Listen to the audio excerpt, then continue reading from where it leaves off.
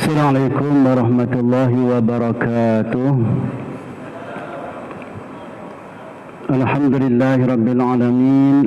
Wassalatu wassalamu ala rasulil karim wa ala alihi wa sahbihi ajma'in, amma ba'du. Terima kasih saudara pengurusi majlis, Tuan Imam, Tuan Bilal, EJK Masjid, Tuan-Tuan Haji, Puan-Puan Hajah, Muslimin Muslimat yang dirahmati oleh Allah Subhanahu Wa Taala. Pertama sekali kita mengucapkan kesyukuran kepada Allah Subhanahu Wa Taala kerana dengan sifat rahman rahim Allah, kasih sayang Dia, dihadirkan kita ke rumah Dia dan kita dapat sama-sama solat fardu maghrib secara berjamaah, yang mana kita kena sentiasa ingat bahawa solat secara berjamaah itu merupakan amalan Rasulullah sallallahu alaihi wasallam. Dan yang kedua, kita bersyukur kepada Allah Subhanahu Wa Taala kerana kita dapat berada dalam majlis ilmu yang dipanggil majlis membahagi pusaka Nabi sallallahu alaihi wasallam. Dan majlis ilmu juga dipanggil taman-taman syurga. Majlis ilmu dipanggil majlis mengkafarahkan dosa. Satu bab ilmu yang kita belajar lebih baik daripada solat sunat 1000 rakaat itu daripada hadis riwayat Imam Nasa'i. Muslimin muslimat yang dirahmati oleh Allah Subhanahu Wa Taala, insya-Allah malam ni tajuk yang kita pilih iaitu dosa secara tidak langsung. Kerana kita biasa dengar hadis Nabi sallallahu alaihi wasallam, Nabi kata setiap pembunuhan yang berlaku di atas muka bumi ini, dosa dia akan ditanggung oleh Qabil kerana dia yang memulakan pembunuhan. Sedangkan kita tahu jarak kita hidup dengan zaman Nabi Adam, di mana Qabil dan Habil hidup, begitu lama masa dia. Tetapi pembunuhan yang katakan 2020 ini berlaku, satu pembunuhan saja akan ditanggung oleh Qabil. Itu kita panggil dosa secara tidak langsung. Jadi muslimin muslimat yang dirahmati oleh Allah Subhanahu Wa Taala, kita doa kepada Allah Subhanahu Wa Taala supaya Allah Subhanahu Wa Taala dengan sifat rahman rahim Dia memberikan kita kefahaman untuk kita amalkan ilmu yang akan kita kongsi ini. Allah Subhanahu Wa Taala beritahu dalam Al-Quran surah Zalzalah, "Faman ya'mal mithqala dzarratin khairan yarah, wa man ya'mal mithqala dzarratin syarran yarah." Siapa buat satu benda baik walaupun sebesar zarah, dia akan melihatnya. Kebaikan yang macam mana yang dia lihat tadi? Kebaikan yang dia buat secara langsung atau kebaikan yang dia buat secara tidak langsung. Wa man ya'mal mithqala dzarratin syarran yarah. Siapa yang buat satu kejahatan walaupun seberat zarah, dia akan dilihatkan di hari akhirat kelak. Kejahatan yang macam mana, dosa yang macam mana, dosa yang dia buat secara langsung dan dosa yang dia buat secara tidak langsung. Hadirin hadirat yang dirahmati oleh Allah Subhanahu Wa Taala, satu ketika pada waktu duha, Nabi sallallahu alaihi wasallam bersama dengan para sahabat. Kebetulan ada seorang hamba Allah nak masuk jumpa dengan Nabi sallallahu alaihi wasallam. Tetapi para sahabat menahan, tak boleh masuk, tak bagi masuk jumpa Nabi. Dan kalangan itu ada seorang sahabat, dia kata bagilah dia masuk kerana dia nak jumpa Nabi sallallahu alaihi wasallam. Maka sahabat lain pun benarkan masuk. Kerana seorang tadi benarkan masuk, sahabat lain pun ikut yang masuk. Nabi melihat dan Nabi sallallahu alaihi wasallam bersabda, siapa yang mencanangkan satu kebaikan dan dia buat kebaikan tadi, bagi dia pahala. Dan pahala juga sebagaimana orang yang mengikut kebaikan yang dia buat tadi, tanpa dikurangi sedikit pun. Dan siapa yang mencanangkan kejahatan, dia buat kejahatan, dapat dosa sebagaimana dia buat, dan dapat juga dosa tadi kalau pelaku dia mengikut apa yang dia buat tanpa mengurang sedikit pun pada pembuat asal tadi, yang melakukan dosa pada asal tadi. Hadis riwayat Imam Ahmad. Muslimin muslimat yang dirahmati oleh Allah Subhanahu Wa Taala, kita biasa dengar dosa kecil, dosa besar. Tapi kita perlu faham juga tentang dosa secara langsung dan dosa secara tidak langsung. Sebelum daripada itu, marilah kita kenali dulu pahala. Pahala secara langsung, pahala secara tidak langsung. Pahala ni mana setiap kebaikan yang kita buat ikhlas kerana Allah Ta'ala, mengikut cara Nabi SAW, itu pahala. Pahala secara langsung, contoh dia, kita waktu maghrib ini kita datang solat maghrib, maka kita dapat pahala sembahyang maghrib. Lepas sembahyang maghrib kita keluar pergi ke kedai. Di cabang kedai sana kita jumpa satu kereta. Dia tanya, Tuan Haji, kami satu kereta ni belum sembahyang maghrib lagi, boleh tak tunjukkan kami mana masjid? Jadi kita dekat dengan jalan besar sana, kita beritahulah, masuk ke dalam, teruskan sampai ada jambatan, belok kiri, di situlah ada masjid. Dalam kereta tadi ada penumpang 4 orang. Maka dia ikut apa yang kita cakap, dia sampai kat masjid, 4 orang tadi dia sembahyang maghrib. Maka sebanyak mana yang 4 orang sembahyang maghrib tadi, pahala dia akan dapat kepada orang yang tunjuk mana masjid tadi tanpa kurang sedikit pun. Itu kita panggil pahala secara tidak langsung. Jadi untuk pahala secara tidak langsung ni, kita sedaya upaya cuba raihkan. Contoh, kalau kita datang awal ke masjid, kita orang yang mula-mula buka pintu pagar, maka sebanyak mana orang yang masuk pintu pagar itu untuk datang solat, baca Quran, belajar dan sebagainya, sebanyak itu pahala dapat kepada kita. Kita masuk ke masjid, kita buka pintu masjid, sebanyak mana orang masuk pintu masjid tadi, dapat pahala kepada kita.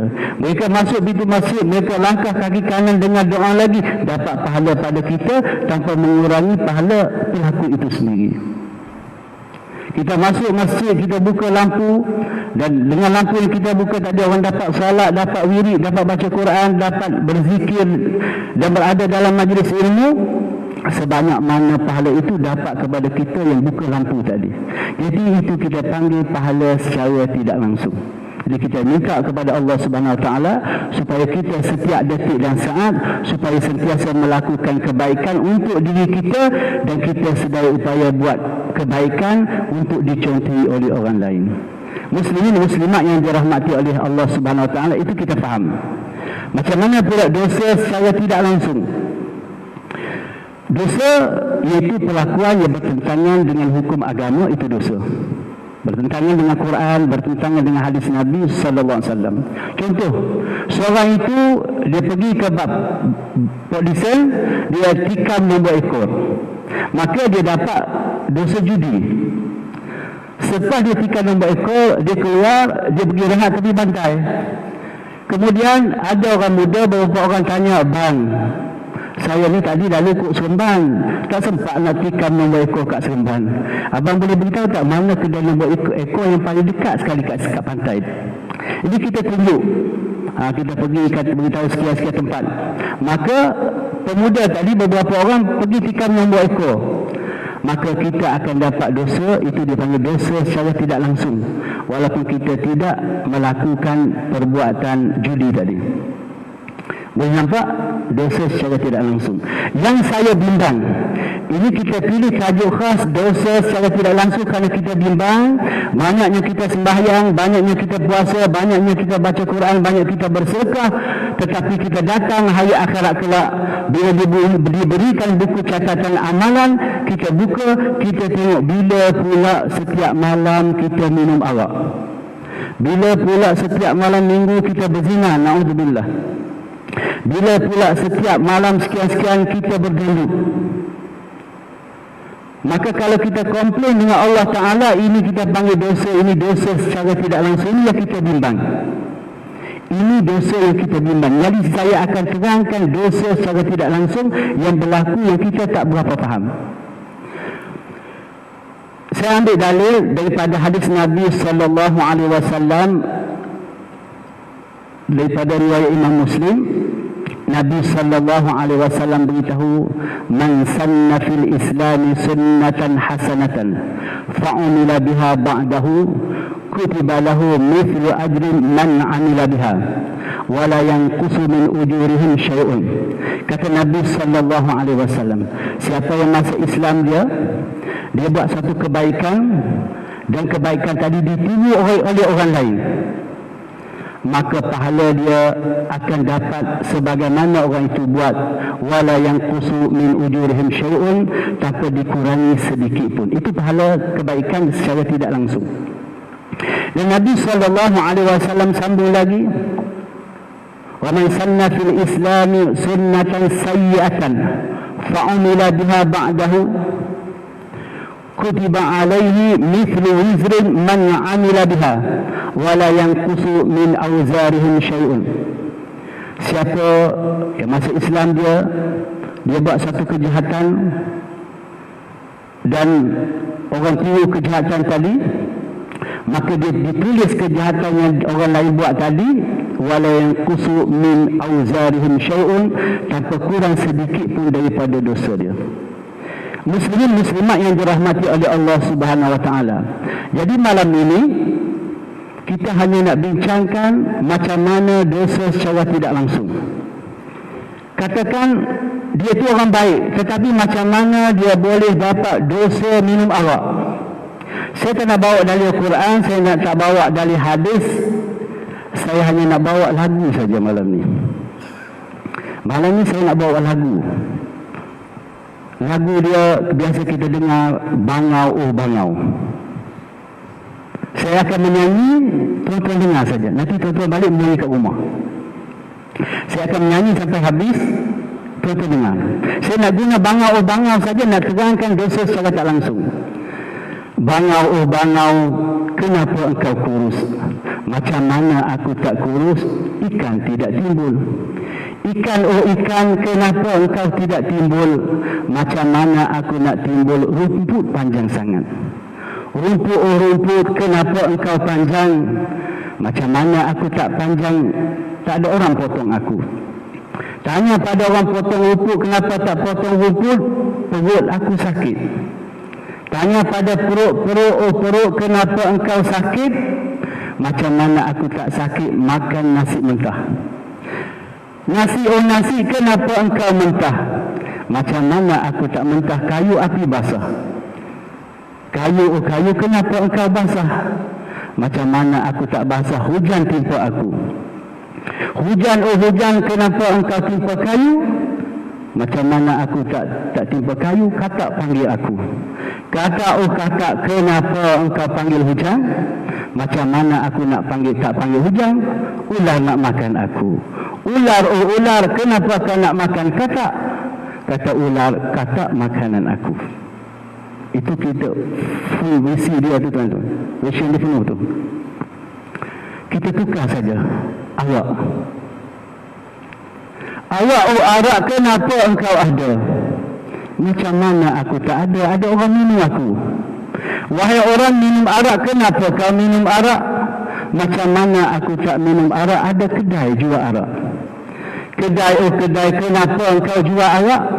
Macam mana aku tak jual arak? Ada kilang buat arak. Kita tanya kilang oh kilang, kenapa engkau buat arak? Macam mana aku tak buat arak? Aku ada permit. Permit oh permit, kenapa engkau ada? Macam mana aku tak ada? Ada orang luluskan aku. Kita tanya orang luluskan awak, kenapa engkau luluskan awak? Macam mana aku tak luluskan awak? Aku ada kuasa. Kita tanya kuasa oh kuasa, macam mana engkau ada? Kata kuasa, macam mana aku tak ada? Ada orang undi aku. Tuan-tuan, benda sikit arak, kita tak nampak dosa secara tak langsung. Dunia kita kata kita tak minum arak, tapi kita dah beritahu tadi tentang hadis secara tidak langsung. Ini yang kita takut tuan-tuan. Kita baca Quran hari akhirat nanti datang tengok-tengok, bila pula saya minum arak. Tengok-tengok kita ada kaitan dengan peminum arak tadi. Memang kita tak boleh nafikan, sebab kita bagi kuasa yang dapat lesen tadi kerana ada kuasa. Itu dosa awak. Saya bagi contoh lagi, nanti tuan-tuan balik menyanyi kat rumah contoh-contoh maksiat yang lain yang dosa secara tidak langsung. Saya nak bagi danduk. Danduk, kenapa engkau ada? Macam mana aku tak ada? Sebab ada orang suka danduk. Wahai orang yang berdanduk, macam mana engkau berdanduk? Macam mana aku tak danduk? Ada kedai buat danduk. Wahai kedai danduk, macam mana kamu ada? Macam mana aku tak ada? Aku ada permit. Permit, oh permit, macam mana kau ada? Macam mana aku tak ada? Ada orang luluskan aku. Kita tanya, wahai orang yang luluskan permit gandum, kenapa luluskan permit gandum? Aku ada kuasa. Tanya kuasa macam mana kau ada? Macam mana aku tak ada? 5 tahun sekali orang undi aku. Jadi kita tak danduk dah, kita sakit pinggang. Kita sakit pinggang dah umur 70, 80 sakit pinggang. Kita tak pergi danduk. Tapi kita tengok hari akhirat nanti bawa buku catatan amalan, terkejut kita bila kita berdanduk. Ini dosa secara tidak langsung, tuan-tuan. Saya bagi contoh, satu lagi. Kita bagi contoh, bagi 3 cukup lah. Nanti balik buat sendirilah. Balik buat sendiri. Judi, Toto ni tipu orang tak ada otak. Judi, kenapa engkau ada? Tak ada, kerana ada kedai berjudi. Kedai, kenapa engkau ada? Macam mana aku tak ada? Aku ada permit. Permit, macam mana engkau ada? Macam mana aku tak ada? Ada orang luluskan aku. Wahai orang luluskan arak, wahai orang luluskan judi, macam mana engkau luluskan judi? Dia kata, aku ada kuasa. Kuasa macam mana engkau ada? Kata, kuasa macam mana aku tak ada? Ada orang undi aku. Muslimin muslimat yang dirahmati oleh Allah Subhanahu Wa Taala. Saya rasa dengan lagu tu mudah faham kan? Hadis tadi saya baca mungkin tak nampak lagi. Tapi bila dengar lagu tu mudah faham. Kenapa mudah faham? Kerana kita dah biasa dengar masa kecil dulu. Tuan-tuan buat sendirilah dosa-dosa yang lain. Sebab Nabi SAW pesan dalam hadis yang sama juga pengertian dia, man dalla ala khairi ka fa'ili wa man dalla ala syarri ka fa'ili. Siapa tunjuk orang buat baik dan orang buat baik sebagaimana dia tunjukkan, dapat pahala kepada dia sebagaimana orang buat. Man dalla ala syarri ka fa'ili, siapa tunjuk orang buat jahat dan dia buat orang lain tiru kejahatan tadi, dia akan dapat dosa sebagaimana orang tunjukkan tadi. Sebab tu muslimin muslimat yang dirahmati oleh Allah Subhanahu Wa Taala, kita dalam nak melakukan sesuatu, jangan buat sesuatu benda yang orang boleh tiru. Saya di Taman Desa TV tu masjid baru. Masa di Surau Lama saya pesan, satu, tolong jangan lepak lepas maghrib di luar masjid. Nanti akan ditiru oleh umat Muhammad sallallahu alaihi wasallam yang lain. Sampai bila perkara lepak di masjid tadi akan hilang, sampai utuh masjid tadi. Sebab Nabi sallallahu alaihi wasallam ajar kita amalan antara maghrib dengan isyak. Lepas isyak tak apalah nak lepak. Lepas asar tak apa nak lepak. Tapi bab maghrib dengan isyak diajar. Ulama kata di antara sunnah-sunnah yang ditinggalkan oleh umat akhir zaman ini ialah sunat rawatib. Sembahyang sunat rawatib. Sembahyang sunat rawatib ni orang buat bila? Sembahyang sunat awabi.